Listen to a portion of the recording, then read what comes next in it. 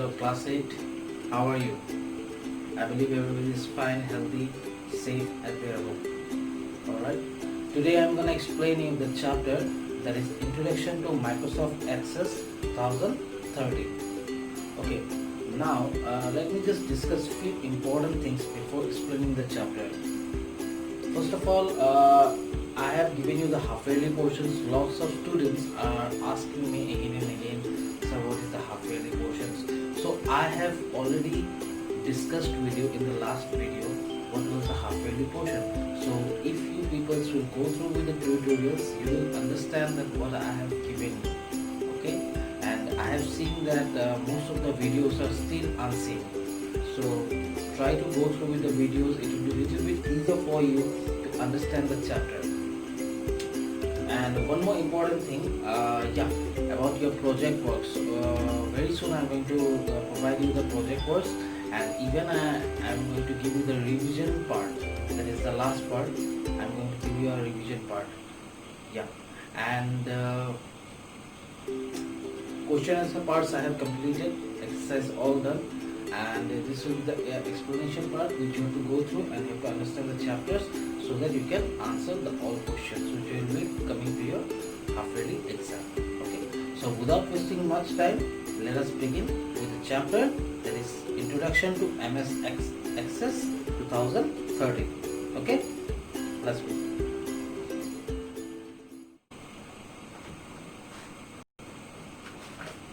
Okay, class. Try to take your book when you watch the video. Try to take your book in front of you and try to use a headphone so that it will be more clear to you. Alright. Introduction to Microsoft Access 2013. Supermarkets use computers for sorting list of items, their prices, qualities available and quantities sold.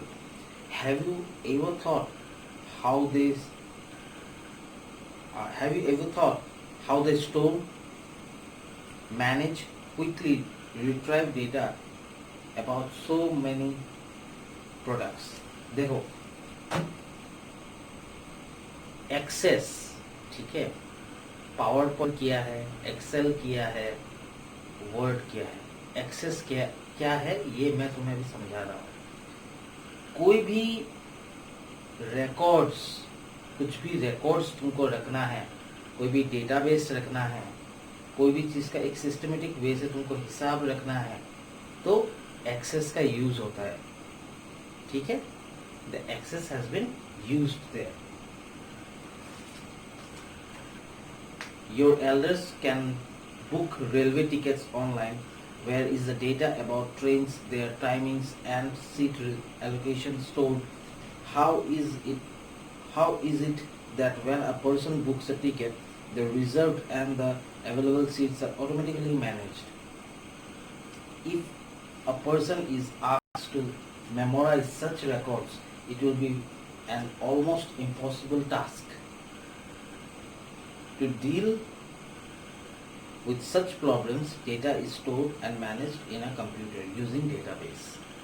मैंने बोला अभी ठीक है ना, इतना कुछ data होता है.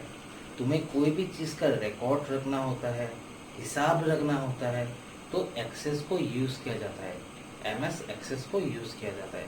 उससे क्या होता है, जो जितना भी डेटा रहता है वो मेमोराइज्ड रहता है. years after years, this thing will be memorized, and whenever it requires, you can open, खोलो और निकालो और काम कर लो.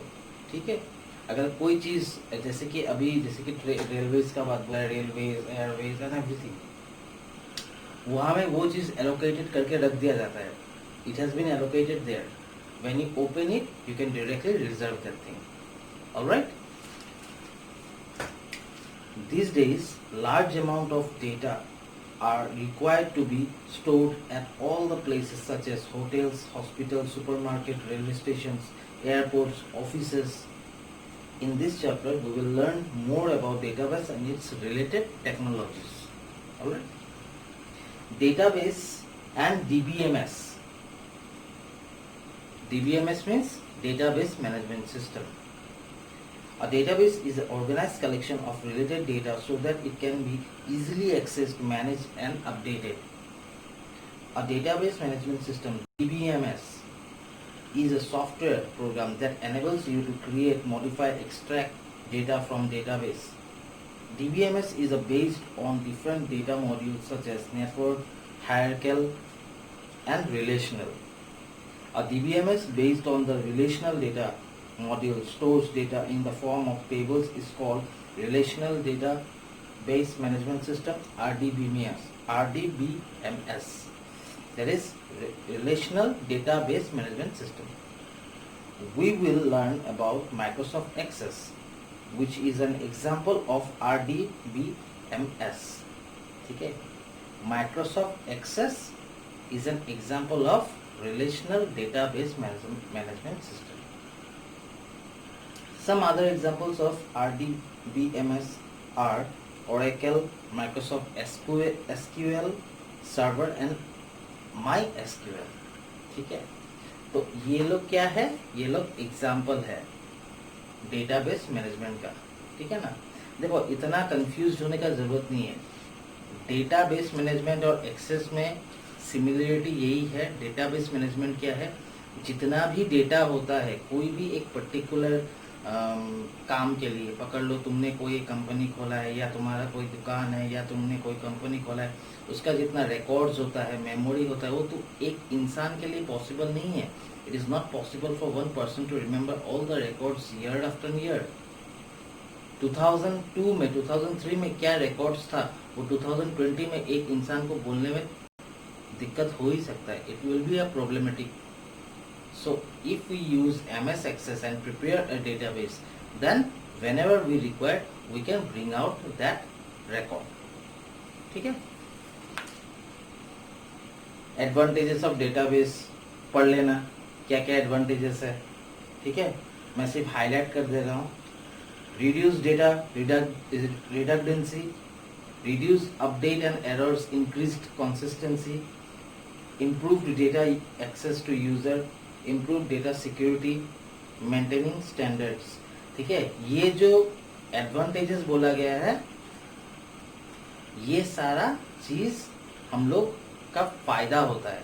These are the profit things. That means these are the way for which database management system has been created, और this is the reason why we work on MS Access to save the database of earlier records or history or something like that. ठीक है, clear है. देखो, पूरा clear नहीं भी हो सकता है, थोड़ा सा किताब भी पढ़ना होगा तुमको. ट्यूटोरियल देखो, किताब पढ़ो, तो मिक्स मैक्स करके क्लियर हो जाएगा. ठीक है. Microsoft Access 2013. Microsoft Access is the most popular RDBMS that comes as a part of Microsoft Office suite. ठीक है. Microsoft Office suite मतलब जिसमें Microsoft Office का मतलब है जिसमें सारा कुछ आता है. MS Word, Excel, PowerPoint, Access, सारा कुछ उसको बुलाता है. इसको बोलता है Microsoft Suite, Microsoft Office Suite, SUIT. वो पहनने वाला सूट नहीं है. It's a Microsoft Access suite. That means it contains all the softwares of Microsoft. Access provides the graphical user interface for managing data. The database created in Access 2013 are saved with the extension. जब तुम Access में कोई काम करेगा, काम करने के बाद जब सेव करेगा, Excel में भी वैसा है. जब तुम एक्सेल में काम करता है, वर्कशीट बनाता है या बैलेंस शीट बनाता है या कोई कंपनी का रिकॉर्ड्स बना रहा है, तो जब तुम सेव करते हो .xls, एक्सेल, वो एक्सेल का एक्सटेंशन है. तो उसी तरह एक्सेस का भी एक्सटेंशन है. वो क्या है,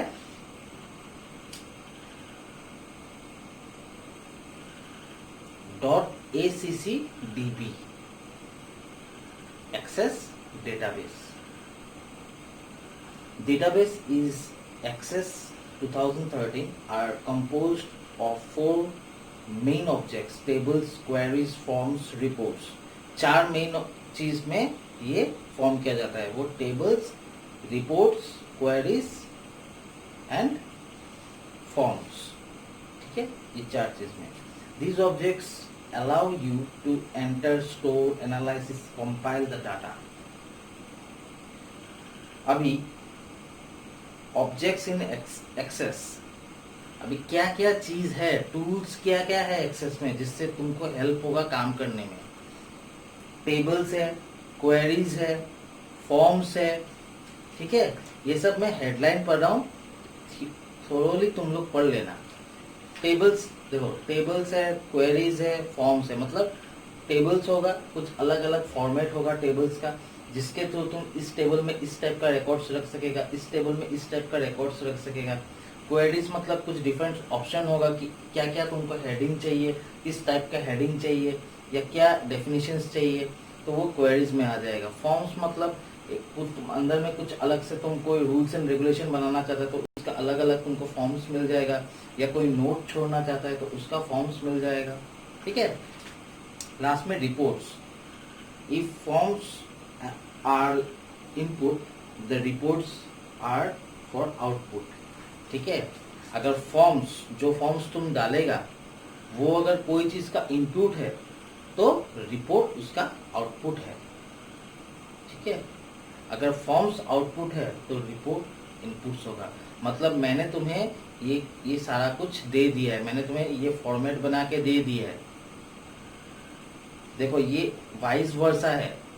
ठीक है, एक चीज मैं दिखा रहा हूं, यहाँ पे थोड़ा सा विजिबल नहीं भी हो सकता है, कोशिश करना समझने का।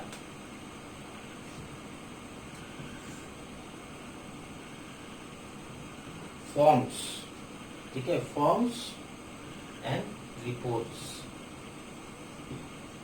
Reports, forms and reports. अगर मैंने कोई फॉर्म डाला है और ये इनपुट है, मतलब मैंने इन्फॉर्म किया है या मैंने ये डाला है तुम लोग को देखने के लिए, तो ये रिपोर्ट्स में जस्ट डिस्प्ले हो जाएगा, तुम लोग देख लो, काम खत्म। लेकिन मैंने कुछ फॉर्म क्रिएट किया है जो कि आउटपुट में तुमको भरना है, तो वो जो भरना है रिपोर्ट्स में वो हो जाएगा इनपुट। तो वाइस वर्सा है, इसीलिए बोला गया है if forms are input then reports are for output, if reports are input then forms are